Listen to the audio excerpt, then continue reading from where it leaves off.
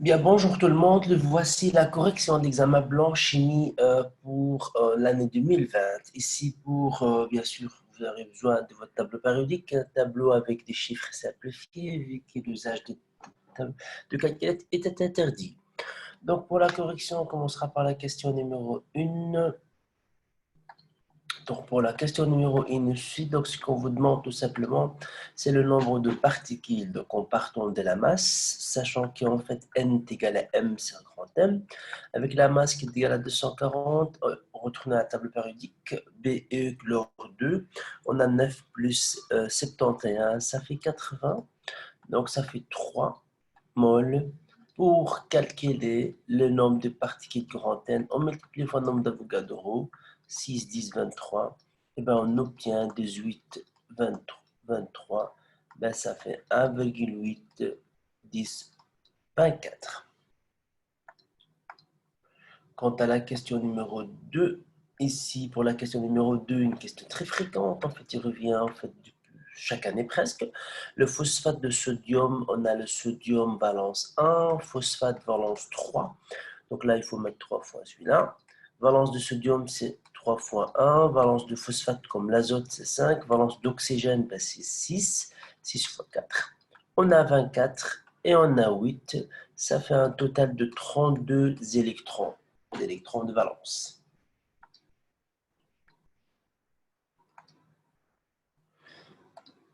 Quant à la question 3, on vous demande le nombre d'oxydations, ou plutôt la charge des chlores dans le 3 molécules. Si on prenait la première molécule, donc ici la règle dit que la charge, la somme de la charge, ici on n'a pas de charge, donc la somme de la charge c'est 0. Et on va supposer que la charge, l'homme d'oxydation du chlore c'est X, donc là est égal à 2 fois X plus l'oxygène ici, c'est moins 2. L'oxygène, c'est toujours moins 2, sauf dans le cas de l'eau oxygénée, c'est moins 1.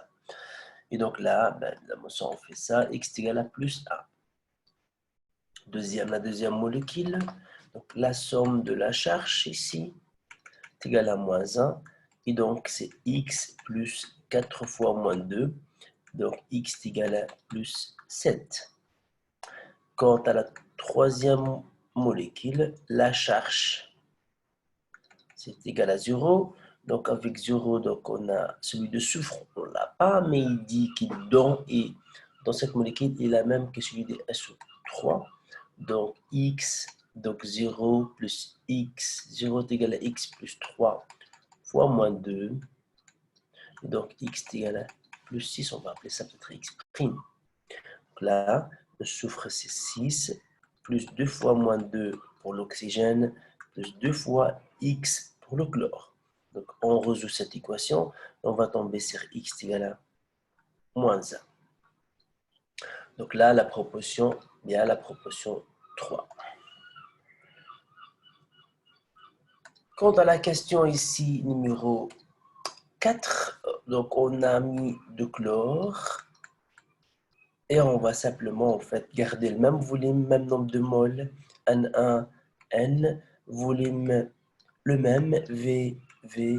Par contre, on a une température de 200 et on rechute la température à 100. Donc, tout simplement la pression. Donc, la pression ici, ben, logique, la pression va diminuer en fait aussi.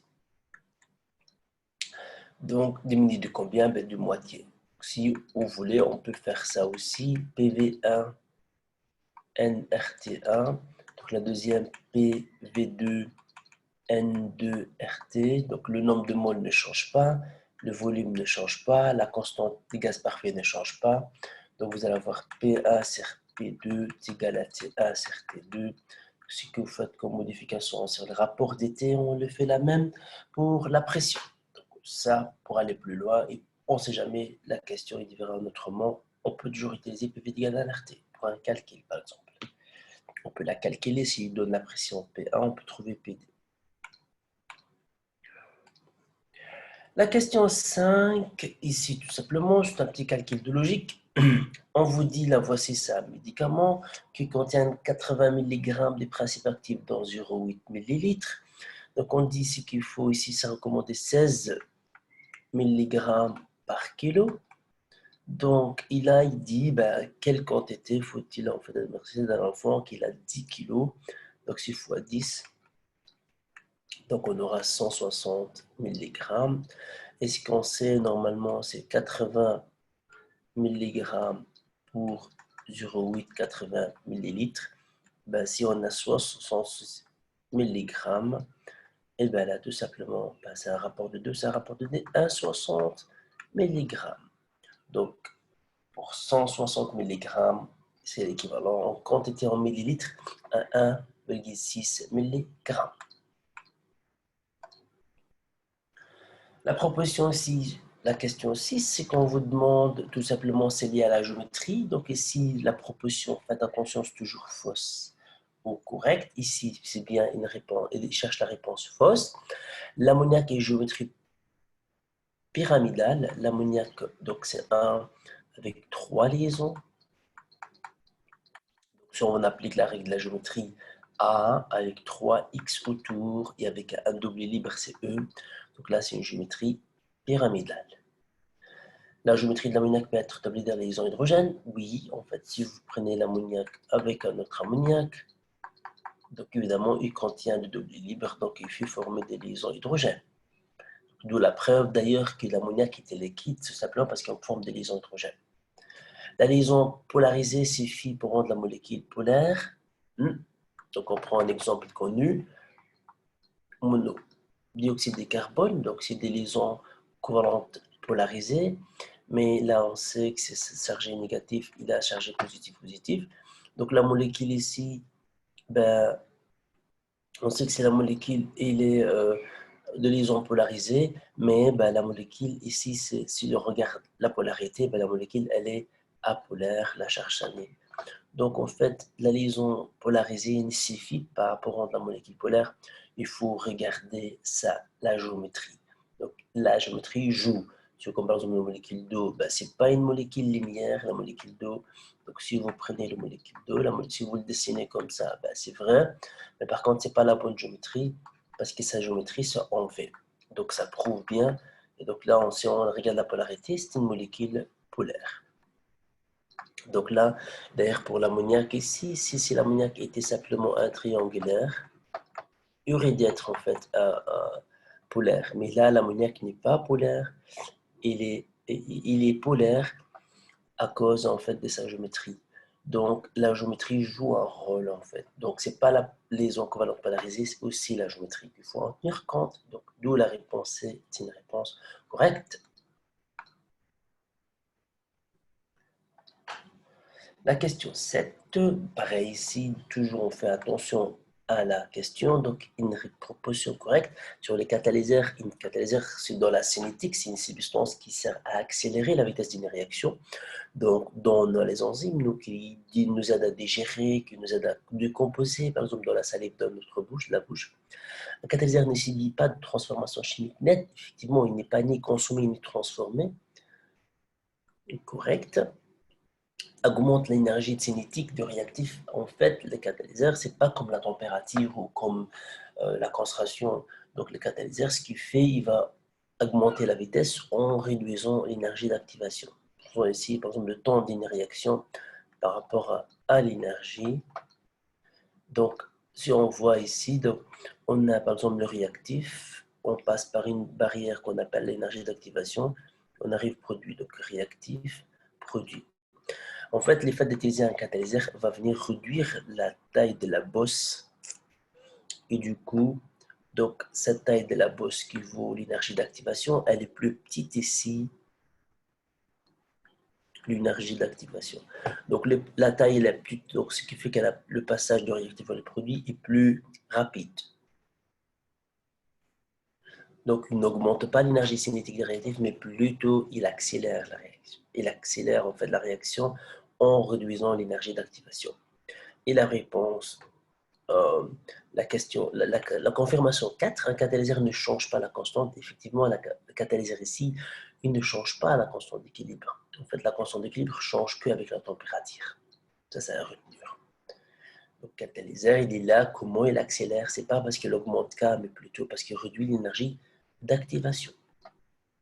c'est un peu une question un peu poussée de la cinétique, mais on peut trier quand même, en fait. Voilà. On peut trier jusqu'à arriver à la question 6, C. En supposant si on ne comprend pas tout à fait, il y a des questions qui sont, il y a des propositions à éliminer, ce qui fait qu'on peut quand même arriver à la réponse C. Quant à la question 8, un petit problème des calculs, c'est là où ça dérange un petit peu parce que quand il y a des calculs sans calculette, on a souvent l'habitude de faire ça avec calculette et du coup, on n'a pas trop d'habitude. Donc ici, je réécris l'équation. On vérifie toujours si elle est pondérée ou pas. Effectivement.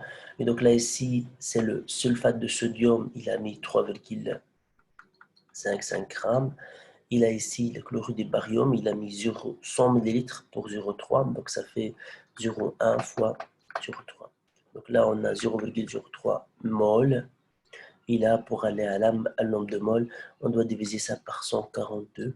Donc pour obtenir 25. Il a ses 0,0.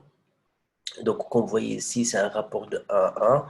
Donc, le proportionnalité est simple. Donc, si c'est 1 à 1, ben, les limitants, celui que la réaction, celui qui a la quantité, il va être le limitant, celui qui a la quantité la plus petite. Donc, ici, si la réaction est à 100%, donc la réaction à 100%, ça veut dire qu'il ne nous restera plus rien. La réactif s'arrête. Donc là, ici, on aura 0. Et là, il nous restera 0,05. Et là, on obtient 0,025. Et là, on obtient 0,05 parce qu'il y a un rapport de 2. Par contre, ici, notre réaction n'est pas à 100%, est à 50%. Donc, on ne va pas aller jusqu'à là, on va jusqu'à la moitié ici. Donc, c'est divisé par 2. Donc, c'est 1,125 mol. Okay, donc, vraiment attention parce qu'il a dit 50%, donc c'est pas à 100%. Et donc, du coup, ben, ici, pour calculer la masse, on va multiplier par 233 pour obtenir, en fait, évidemment, je n'ai pas fait les calculs détaillés ici, mais on peut le faire, grammes. Okay, 291 grammes. Donc, pour les conseils ici, mes conseils de calcul, par exemple, ce calcul-là, ben, c'est 3, 5 divisé par 142.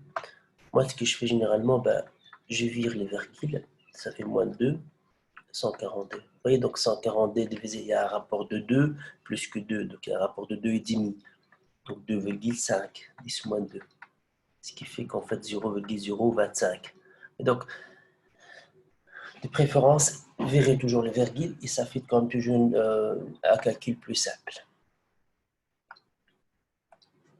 Donc, quant à la question 9, on arrive ici à la quantité, à la partie des gaz. Donc, on vous demande ici, pour cette réaction qui est à l'équilibre, pondéré, KC, c'est la constante d'équilibre en fonction de la concentration. On peut l'exprimer ici, un H3 au carré, c'est un H2 exposant 1 et H2 exposant 3. Et on a Kp, c'est la même chose, mais sauf qu'avec la pression de N2 fois pression de H2, 3. Ce qu'il faut savoir ici, ben, je vais exprimer ça en fonction de ça, mais on a une formule globale qui dit Kp est égal à Kc RT delta N gaz. En fait, delta N gaz, c'est quoi? C'est le nombre de moles, les coefficients des gaz de produit, moins les coefficients de réactifs. On va chercher les gaz, on prend leur coefficient de produit, donc ici on a 2, moins celui de réactif, mais gaz seulement, donc on a 1 et 3, donc moins 4, ça fait moins 2. Donc KSRT moins 2. Ça, c'est une formule. Et donc là, on peut tout simplement exprimer KC. Si on regarde ici, il n'y en a pas. Donc on exprime, on fait l'inverse. C'est KP fois RT au carré. Vu que c'est moins, ça remonte. On ne sait jamais si on ne connaît pas cette formule. Donc on peut détailler ça nous-mêmes. Comment? En fait, on sait que PV est égal à NRT. NRT. Et donc on sait que V est égal à N sur V RT. Donc P est égal à C fois RT. En gros, vous prenez cela.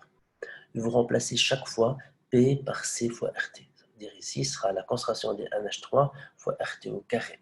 Et donc, on fait la démonstration, on y arrive à cette formule. PV égale NRT, généralement dans l'examen, c'est plus une démonstration, mais jamais avec les calculs, vu qu'on ne sait pas calculer les R sans calculette, puis ça devient un peu difficile. Donc l'usage jusqu'à présent avec PV égale NRT, c'est toujours avec une démonstration, pas plus. Bien, bien, bien. Donc en fait ici on a la question 10. La question 10, c'est qu'il vous demande ici, c'est toujours avec le gaz et le chatelier. Donc en fait le chatelier, on va faire une modification et on demande quelle est une de trois réactions ici auquel la réaction va aller vers le sens de produit si on augmente la pression. Le chatelier vous dit quoi? Si vous augmentez, si vous modifiez, le système fait l'inverse. Donc si on augmente ici la pression totale, le système va la réduire. Pour réduire la pression, il va aller vers le sens là où il y a moins de gaz, où la pression va diminuer. Donc, on regarde tout simplement, si on prend la première, on va modifier la pression, on va aller là où il y a moins de gaz, ben, sauf qu'ici, il y a autant de chaque côté, donc ce n'est pas celle-là. La deuxième, on a ici 5 gaz à gauche et 4 gaz là, donc on va aller vers là où il y a moins de gaz, il y a 4, donc on va aller vers le produit. Ici, on a 3 et 4, donc on va aller vers le réactif parce qu'il y a moins de gaz. Donc là, ici, si on augmente la pression, seule la réaction 2, on va aller vers le sens de produit.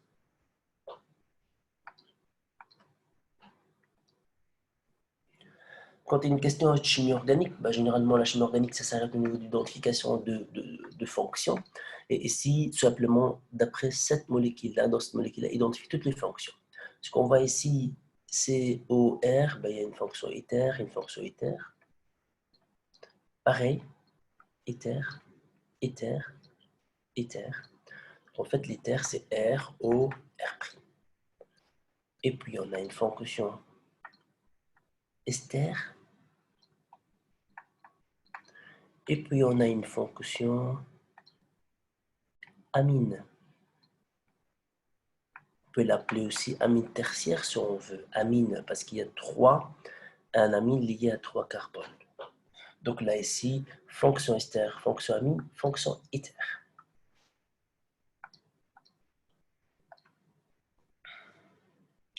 Quant à la question numéro 12, donc là, ici, on neutralise l'acide avec la NaOH. Bien sûr, il y a un rapport de 2 parce que vous avez 2 protons, donc il faut en mettre 2. L'écriture de la réaction, on peut l'écrire SO4,2 plus 2 fois H2O. Il dit qu'il faut neutraliser complètement. Donc en fait, on va regarder le rapport, ce qu'il faut. Donc on a ici 1 et 2. Donc le nombre de moles d'acide, il faut mettre la moitié en fait de base. Donc la quantité d'acide vaut la moitié de base. Donc si vous mettez une mole, on prend 2 moles. Une mole, il faut mettre 2. Donc on revient ici à l'écriture de l'équation générale. C fois V acide égale à 1,5 CB fois BB. Notre inconnu ici, c'est comme exactement l'équation des tétrages, l'équivalence, quand on neutralise, CA, et donc là, c'est 1,5 CBVB sur 1,5 CB sur D, et donc là, c'est sur VA. Donc on va venir remplacer tout, donc c'est CB, c'est 0,1.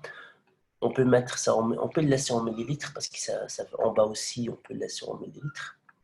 Ça va faire un rapport en fait, millilitres, millilitres. Et donc là, donc 20 fois 0,1 et c'est 2 fois, donc ça fait, donc là on peut simplifier, donc là ça fait 2 sur 2 fois 10, 2 et 2 simplifié, ben ça fait 0,1. Donc un calcul, ben ça fait 0,1 mol par litre. Donc quand on neutralise, on écrit juste l'équation d'équivalence et on cherche en fait notre inconnu. Et s'il avait donné C et V, donc on est parti avec cela. S'il a donné la masse, on peut garder par exemple le nombre de moles et on calcule directement M, c'est un grand M et on aura le nombre de moles.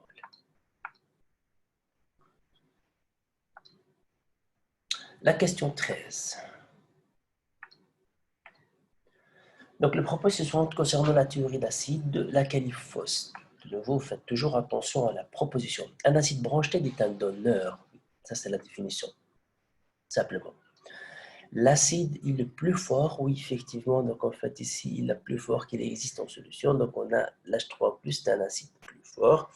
Pourquoi? Parce que si vous prenez un acide fort comme HCl, vous le mettez dans l'eau, vous formez H3+, le Cl-. Donc, en fait, c'est l'acide la plus forte. Ça veut dire HCl n'existait pas réellement, en fait. C'est un acide fort, il se dissout totalement. Donc, en fait, c'est ça ce qui existe. Donc, en fait, on a H3+, et l'acide formé.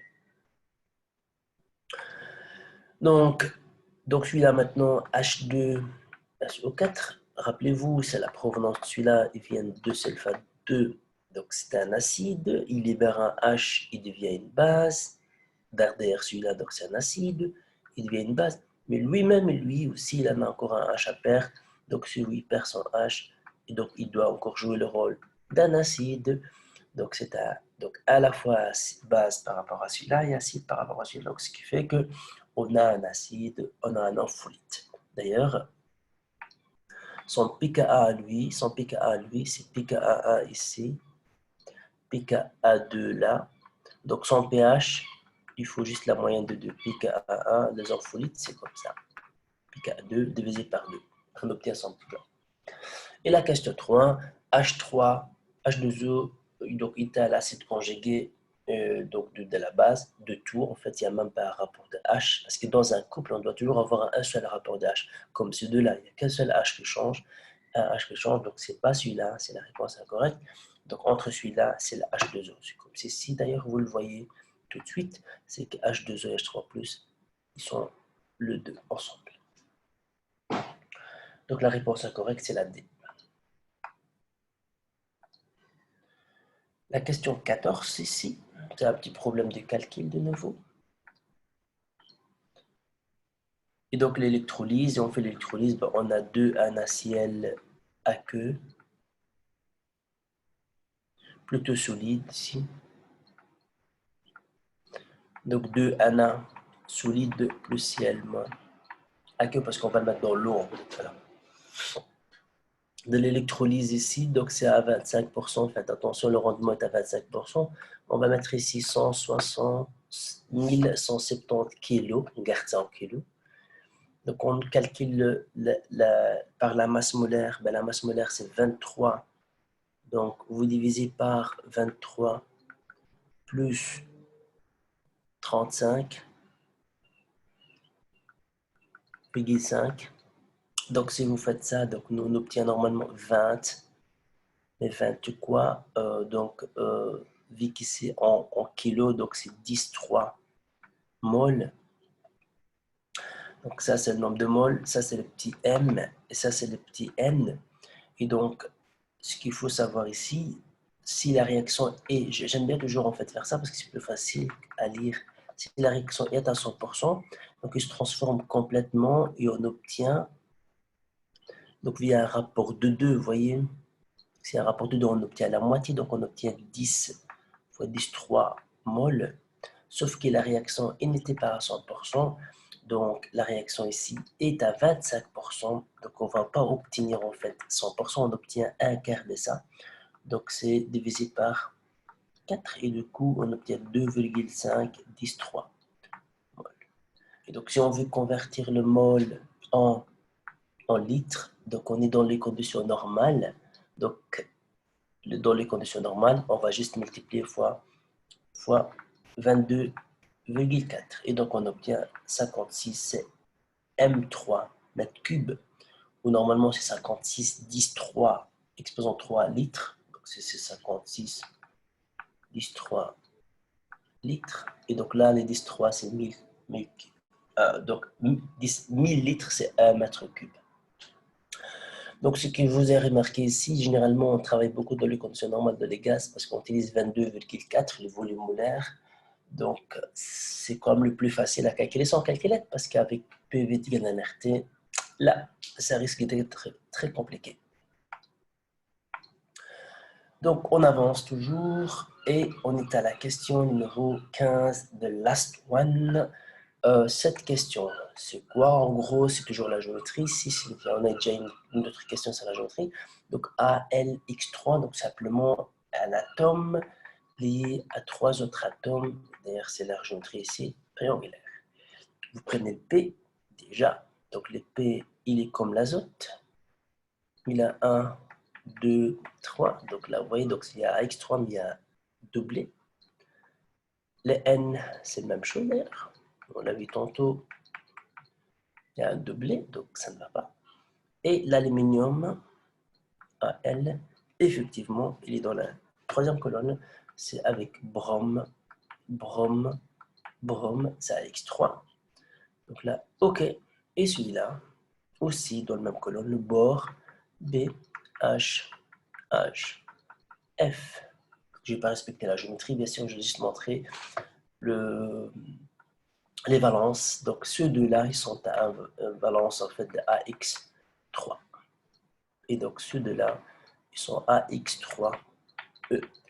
Donc, le voilà ici pour les 15 questions, une moyenne de 40-45 minutes pour l'examen. Des questions normalement qui sont type question examen. Et donc voilà, j'espère que ça a été pour vous en tout cas. Et je vous souhaite vraiment d'excellentes bonnes chances pour l'examen d'entrée ici fin août.